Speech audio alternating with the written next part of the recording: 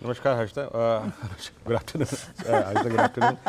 देखिए, अभी डिसाइसिव कुछ नहीं है और अमूमन होता यह था कि जब टर्बुलेंस होती थी तो एफएमसीजी काउंटर्स से एक मूव लेते थे, लीड लेते थे।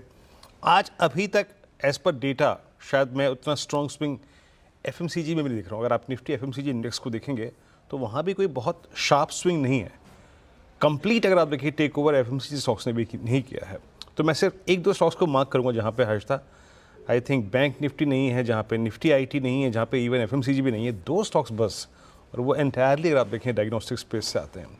पहला रखिएगा मेट्रोपोलिस, 2200 पर ट्रेड करता हुआ आपकी स्क्रीन पे डे हाई पर है और ये स्टॉक अब ऑलमोस्ट मई 2022 के बाद अब तक के सबसे हाईएस्ट लेवल पे आप ओआई एडिशंस को देखिए दोनों ही स्टॉक्स में। इनफैक्ट मेट्रोपोलिस में ओआई शेड हुआ है, बहुत बड़ा शेड नहीं हुआ है लेकिन एज पे स्टॉक, एक इस पे नज़र रखिएगा। और दूसरा इसी स्पेस का डॉक्टर लाल पैथलैब स्क्रीन पे आएगा। इट्स आई थिंक 1% ऊपर है, करीब करीब 3311 पे।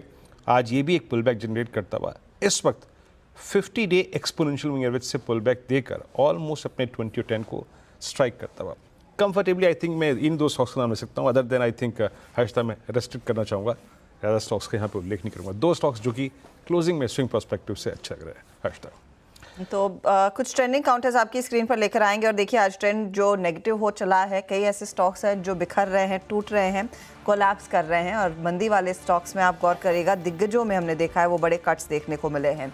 तो हीरो मोटोकॉर्प 4% नीचे, रिलायंस जैसा दिग्गज 2.5% के नुकसान पर, एक्सिस बैंक, बजाज ऑटो 2.5% का नुकसान इधर भी बना है।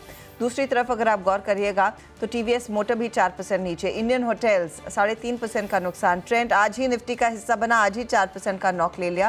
और एचडीएफसी एएमसी में भी हम देख रहे हैं वो करीब 2-2.5% तक का प्रेशर आज बन रहा है। हालांकि कुछ सपोर्ट के लिए मेटल कंपनियां सामने आई हैं, जेएसडब्ल्यू, टाटा स्टील जैसे काउंटर्स। इनफैक्ट एनएमडीसी एक बड़ा तेजी का खिलाड़ी है आज। एनटीपीसी, ब्रिटानिया जैसे स्टॉक्स है जहां पर कुछ खरीदारी के अंश देखने को मिले हैं।